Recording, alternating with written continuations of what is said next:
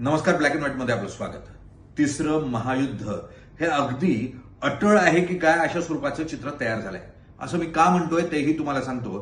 कारण रशियानं आता पहिल्यांदा अत्यंत तीक्ष्ण अशी स्वरूपाची प्रतिक्रिया इराण युद्धावर दिलेली आहे. काय म्हटलंय पुतीन ते ऐका, मग तुम्हालाही कळेल की का मी तिसरं महायुद्ध होऊ शकतो असं म्हणतोय.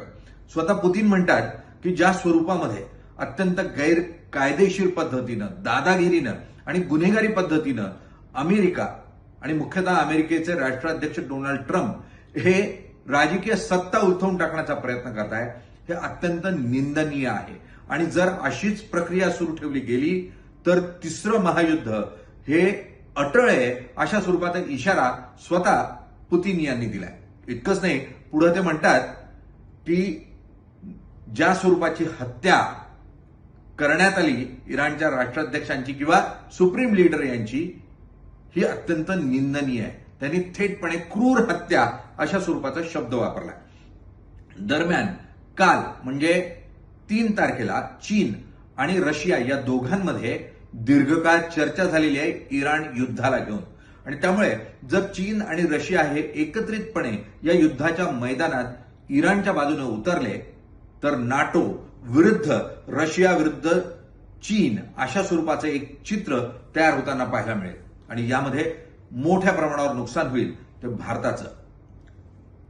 तेल आयात पूर्णतः थांबेल. त्यामुळे 4 आठवडे इतकाच साठा आज आपल्याजवळ आहे. अशा परिस्थितीत निर्यात पूर्णतः ठप्प होईल आणि भाजीपाला जो निर्यातदार म्हणून तयार केलेला शेतकऱ्यांचा आहे तो पूर्णतः बाजारात चढायला सुरुवात होईल. त्यातून भाव गडगडतील. दुसरीकडे तेल येत नाही म्हणून पेट्रोलचे दर वाढतील आणि महागाई वाढेल. दरम्यान हे तिसरं महायुद्ध जर पेटलं तर यात भारतही होरपळला जाईल. आणि त्यामुळे हे युद्ध होऊ नये, तिसरं महायुद्ध असू नये हीच प्रत्येकाची अपेक्षा असेल. मात्र अमेरिका ज्या स्वरूपामध्ये पावलं टाकतेय आणि ज्या स्वरूपामध्ये राजकीय गुंडगिरी करतेय, यातून एक तर निश्चित आहे की डोनाल्ड ट्रम्प हे जगातले हिरो नाही तर ते एक विलन म्हणून समोर येताना पाहायला मिळत आहेत.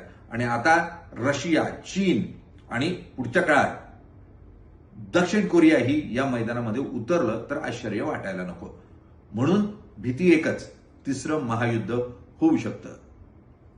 धन्यवाद.